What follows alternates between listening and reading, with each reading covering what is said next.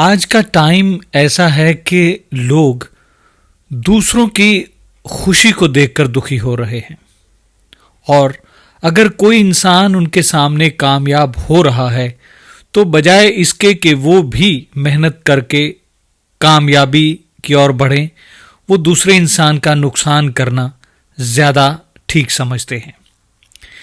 Mikao energy world से मैं हूं सरबजीत। उम्मीद करता हूं कि आप सब बहुत अच्छे से और खुश होंगे। दोस्तों, हमेशा मैं आपके साथ पास्ट लाइफ रिग्रेशन केस जो हैं वो शेयर करता हूं, लेकिन बहुत से केस ऐसे भी होते हैं जो मेरे पास आते हैं जिन्हें पास्ट लाइफ की ज़रूरत नहीं होती। प्रॉब्लम कहीं ना कहीं उनके प्रेजेंट से ही जुड़ी हुई होती है, लेकिन उन्हें ये चीज़ मालूम नहीं होती। जब बात करते हैं, उस केस को स्टडी करते हैं, तब ये चीज़ें निकलकर सामने आती हैं। और इनमें से बहुत से केस ऐसे होते हैं जिनके ऊपर कोई ना कोई जादू टोना, कोई पैरानॉर्मल एक्टिविटी की होती है। आज मैं आपके साथ ऐसा ही एक केस जो है वो शेयर करने जा रहा हूँ। कुछ टाइम पहले, करीबन 6 महीने पहले, मुझे किसी का कॉल आता है और कॉल जिनका आता है वो एक करीबन 50 साल के करीब एक महिला हैं और वो बताते हैं कि उनका जवान बेटा, जो कि बहुत ही अच्छा, तंदुरुस्त और इंटेलिजेंट था और एक बिजनेस चला रहा था, वो कुछ ही टाइम से अचानक से बीमार रहने लग गया है। उसकी बीमारी जो है वो डायग्नोज नहीं हो पा रही। डॉक्टर किसी भी नतीजे पर नहीं पहुंच रहा है। मतलब अलग अलग तरीके से उसे दवाइयां दे रहे हैं, उसका इलाज चल रहा है, लेकिन उसे 1% भी फर्क नहीं पड़ रहा, बल्कि उसकी सेहत जो है वो पहले से डाउन होती जा रही है। और अब टाइम ऐसा है कि वो बिल्कुल बेड पे है। मतलब अपने काम, अपने बिजनेस को भी नहीं देख पा रहा, नहीं संभाल पा रहा, और इसी वजह से बिजनेस भी तकरीबन बंद हो चुका है और सेहत दिन ब दिन बिगड़ती जा रही है। बहुत सी जगह पर दिखाया, बहुत से डॉक्टर से इलाज करवाया, लेकिन कोई फर्क नहीं पड़ रहा। और अब ये सोचते हैं कि हो सकता है कोई पास्ट कर्म, किसी जीवन में कुछ ऐसा इसने बुरा काम किया हो जिसकी वजह से आज ये हालत हो रही है। इसीलिए हमसे कांटेक्ट किया। यहाँ हम उस बच्चे का जो ओरिजिनल नाम है वो नहीं बताएंगे। एक काल्पनिक का नाम जो है वो यूज करते हैं, अमित। तो अमित के बारे में जब मैंने उनसे पूछना शुरू किया, बातचीत शुरू की और अमित से भी बात की, तो अमित ने मुझे बहुत सी बातें ऐसी बताई जिन्होंने मुझे कुछ और ही सोचने पर मजबूर कर दिया। अमित ने बताया कि वह अपने माँ बाप का इकलौता बेटा है और 2 बहनों का इकलौता भाई है। पहले इनकी जॉइंट फैमिली थी, यानी कि अमित के माता पिता और अमित के चाचा जो हैं उनकी फैमिली, ये सब इकट्ठे ही रहते थे। लेकिन करीबन 2 साल पहले इन्होंने इस जायदाद का बंटवारा कर लिया और अपने अपना अलग रहना शुरू कर दिया, अपना अपना बिजनेस रन करना शुरू किया और अलग से रहना शुरू कर दिया। अब अमित का जो बिजनेस था वो था ज्वेलर्स का।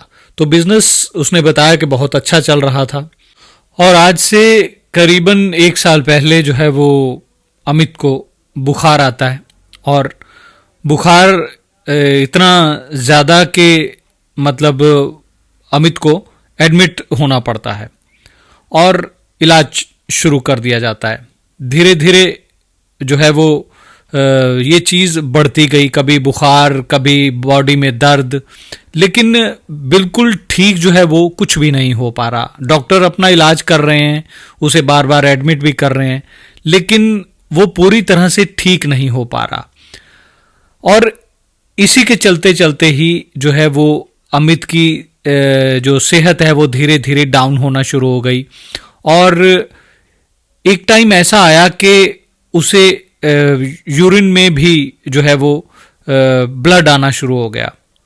तब डॉक्टरों ने कुछ और बीमारियों का शक डाल के उसका कुछ मेडिसिन वगैरह चेंज की, कुछ और इलाज शुरू किया, जबकि उस पर भी कोई फाइनल डिसीजन नहीं था उनका, या फाइनल कुछ ऐसा रिपोर्ट में नहीं आया कि श्योर ही अमित को कुछ ऐसी बीमारी है। अब इसके अलावा अमित के साथ जो एक और चीज हो रही थी वो ये थी कि अमित को सोते वक्त रात जब भी वो अपने रूम में अकेला होता था तो उसे रात के टाइम कुछ साया हमेशा नजर आता था, और उसके घर वाले ये सोचते थे कि तुम बहुत ज्यादा बीमार हो, बहुत ज्यादा स्ट्रेस ले रहे हो, इसलिए शायद तुम्हें ऐसा हो रहा है।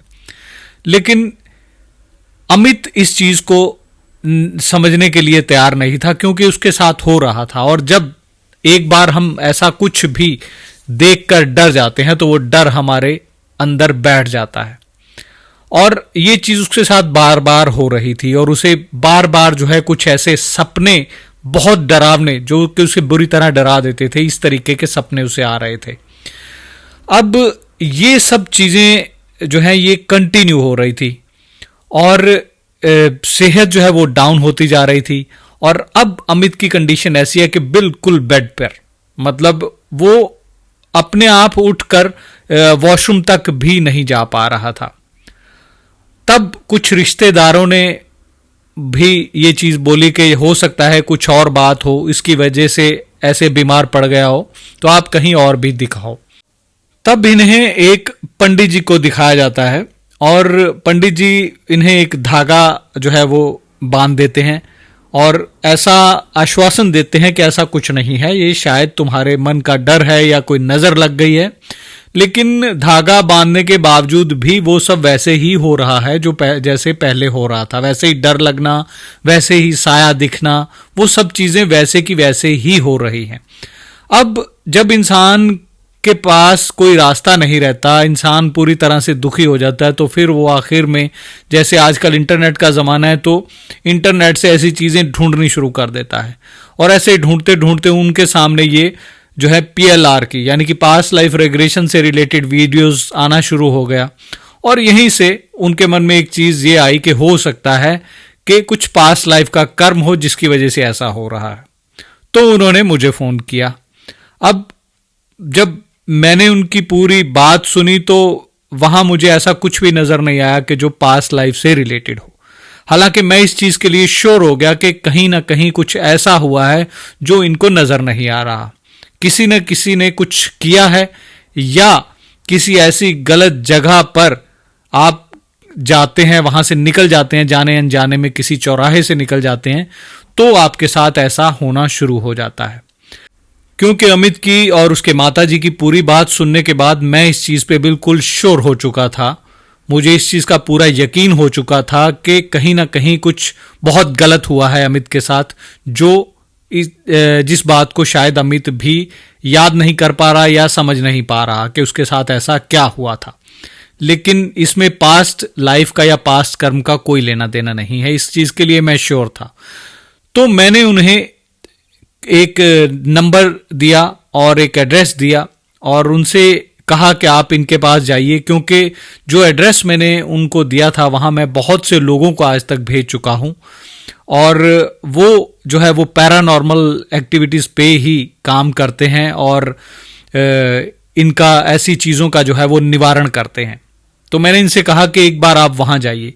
अब जब ये लोग वहाँ जाते हैं तो वहां जाकर वो सारी चीज बिल्कुल क्लियर हो जाती है कि अमित को जो है वो एक मसान खिलाया गया है। मसान होता है किसी मुर्दे की राख, वो खिलाई गई है ताकि ये धीरे धीरे खत्म हो जाए, और मतलब इस तरीके से हो कि पता भी ना चले, मर्डर भी ना लगे, है ना, और इसका जो कारोबार है वो भी खत्म हो जाए।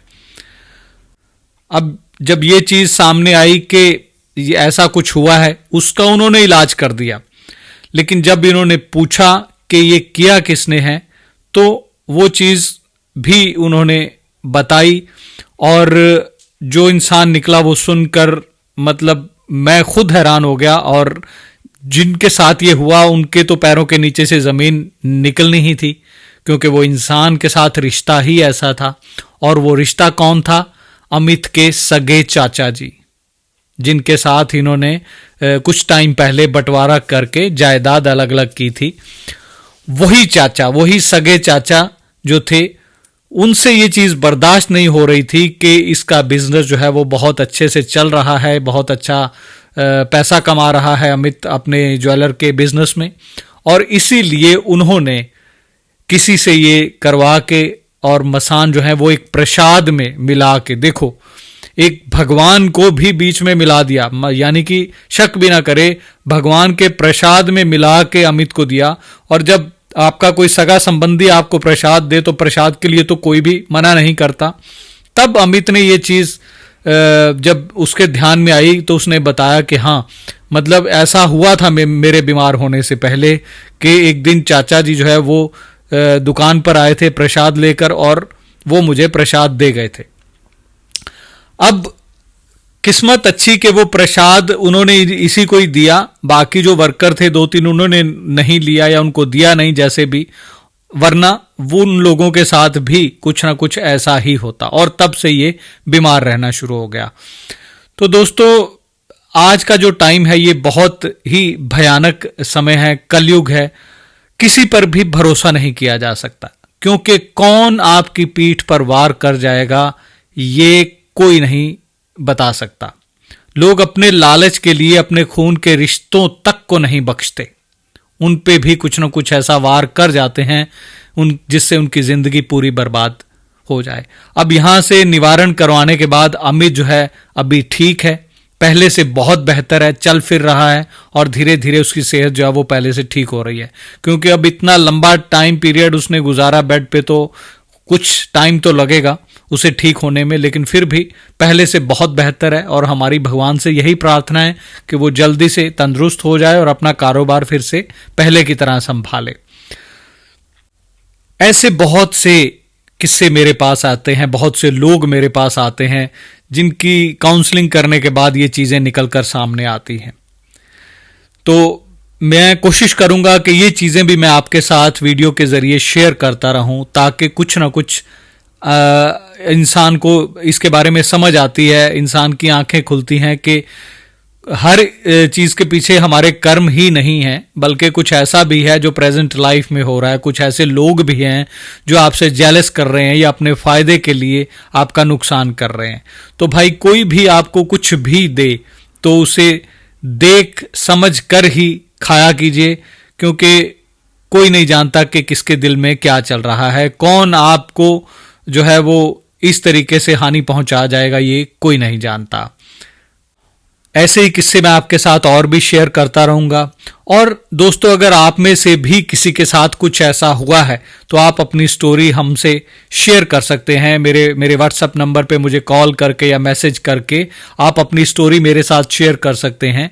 अगर आप अपना वीडियो भी हमारे साथ शेयर करना चाहेंगे तो हम आपके साथ एक पॉडकास्ट भी करेंगे और उसे यूट्यूब पे अपलोड करेंगे, ताकि बाकी जो लोग हैं उनकी आंखें खुल सकें, उन लोगों को पता चल सके कि किस तरीके से लोग जो है वो अपने लालच के लिए लोगों का नुकसान कर जाते हैं।